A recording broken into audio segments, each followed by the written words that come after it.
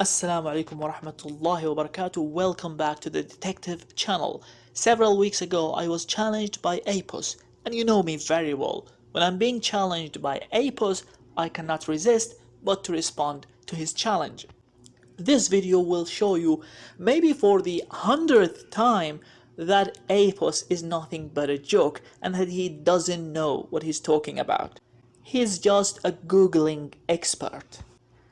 Let's start the story from the beginning. In his response to Brother Farid's video, Apos said the following. Most reasonable explanation that this is describing the sun actually setting in a muddy spring. This is supported with a lot of evidence which I didn't even bring up until this point. Maybe I'm being way too charitable, which is the fact that so many tafsirs, exegesis of this Quran verse in the early times of Islam seemingly agree with the idea that the Quran actually describes the sun setting in a muddy spring. In the most prominent tafsir exegesis of Tabari, the Tafsir al-Tabari, for example, we see that the sun actually sets in a spring of dark mud, or in a muddy spring, or a hot spring. And the discussion there is then if this spring is dark or muddy or hot, not whether this is literal or metaphorical. It is only later in the history of Islam that people adopt the idea that this cannot refer to a literal setting in a muddy spring, because Notice what he said here. All the early tafsirs within the first 400 years of Islam described the sun setting in a muddy spring as literal, not metaphorical. It was only after 400 years from the beginning of Islam that scholars started to feel embarrassed and therefore started to reinterpret this as being metaphorical. Now, Apos didn't get any response from Muslims because they were busy exposing his, editing and manipulation of his videos. So he thought he had a good point and he got more confident. Then he made this community post. I have challenged several Muslim apologists now, and I have even included this in my last video on the topic. They want to avoid this challenge because they are embarrassed. The challenge: what do the early Islamic scholars, most prominently Tabari, 9th century, say about Quran 1886, which says that the sun sets in a muddy spring? Come on guys, don't be ashamed. Spoiler: the 1st century of Islamic exegesis, including the famous tafsir of Tabari, all report that the sun actually sets in a muddy hot spring. Only later scholars in more informed times and regions begin to interpret this metaphorically. This should be enough to question your entire religion. And then he made another community post saying, the funniest thing about my criticism of the Quran's scientific mistakes is that the early Islamic scholars always agree with me and not with the current Muslim apologists. And to illustrate how his confidence grew even more, I was having a discussion with him on Twitter. Then all of a sudden he said, hey, video suggestion, what does Tabari say about Quran 1886? I responded and said, what is the point of responding if you are going to backtrack like you do each time? He then responded in a challenging tone, isn't it good if I backtrack? What prevents you from bringing out the truth?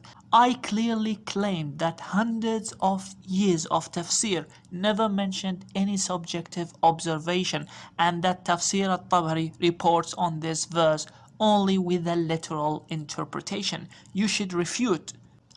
I asked, what does hundreds of years of tafsir mean? So, if I showed you Ibn Kathir and al-Qurtubi, then listen to his response. Ibn Kathir is 14th century, 700 years later.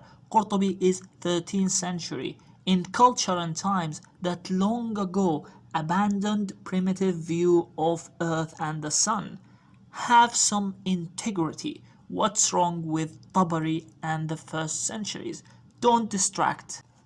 Then we went back and forth, and then he said, You're still distracting from the actual discussion. Why do you not trust hundreds of years of Islamic scholars on Quran 1886, such as Tabari, but instead cite Qurtubi and Ibn Kathir, who came much later in times regions which could never accept such primitive views of the sun?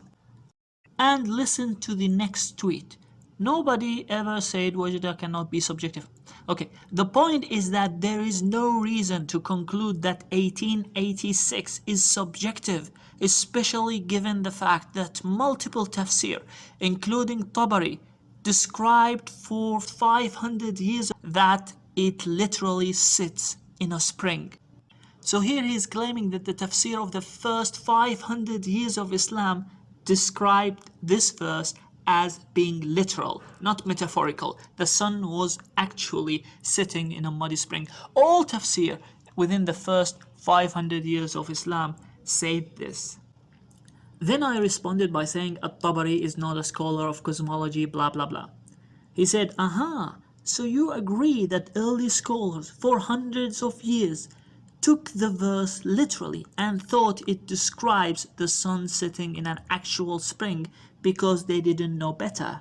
I said, I haven't done my research on this, and usually you pretend to know something and eventually it turns out that you're ignorant about it.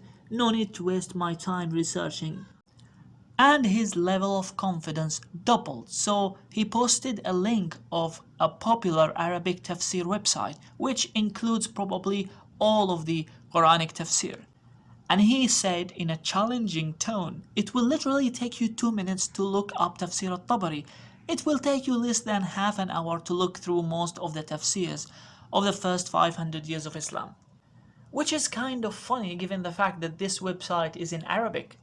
How more stupid you can be to challenge a native Arab to find, something in a website written in Arabic when you don't know Arabic yourself. And you do this thing with someone who's specialized in exposing your stupidity and ignorance. You're playing with fire, Apos. So here is the challenge in plain, simple language. There's no backtracking. All the tafsir within the first 500 years of Islam never mentions anything about the verse of Dhul Qarnayn being subjective or metaphorical. All of them agreed on the fact that this is literal. This is Apos' claim.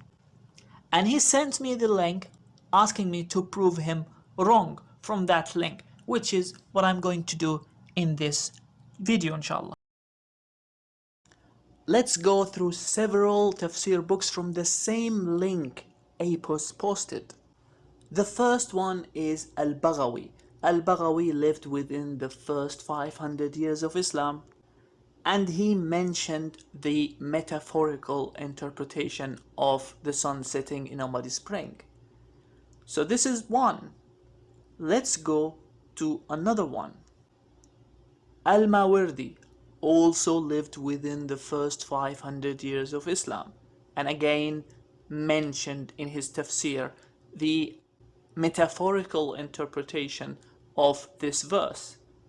The next one is Makki ibn Abi Talib, who also lived within the first 500 years of Islam and again mentioned the metaphorical interpretation of this verse.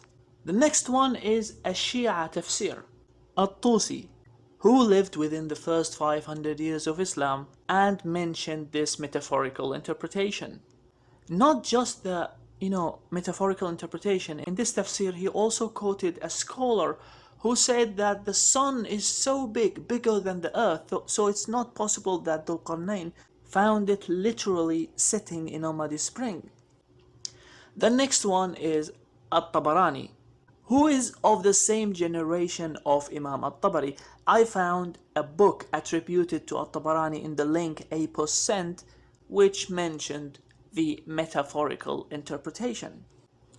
The last point is this. In the first tafsir we showed, which is Al-Baghawi, Al-Baghawi is quoting a scholar called Ibn Qutaybah. And this scholar, Ibn Qutaybah, a scholar of tafsir, lived even before Imam Tabari. He lived within the first 300 years of Islam. So he is even earlier than At-Tabari. I think we are done, but I don't want to end it like that before, exposing the stupidity of Apos. When I told Apos that I was going to quote Ibn Kathir and Al-Qurtubi, he rejected them on the basis that they lived at, a later time where people knew a lot about the sun and the earth, and that they would never accept this primitive view of the sun setting in a muddy spring. And that could be refuted easily because both Al-Qurtubi and Ibn Kathir mentioned the literal interpretation. They didn't just mention the metaphorical interpretation, no, they actually mentioned also the literal interpretation. So this argument that they were embarrassed by this primitive view, that's why they said it was metaphorical, is nonsense, because they provided both interpretation. And that's it for today. Thank you so much for watching. Don't forget to like and subscribe and support the channel if you can. جزاكم الله خيرا والسلام عليكم ورحمة الله وبركاته.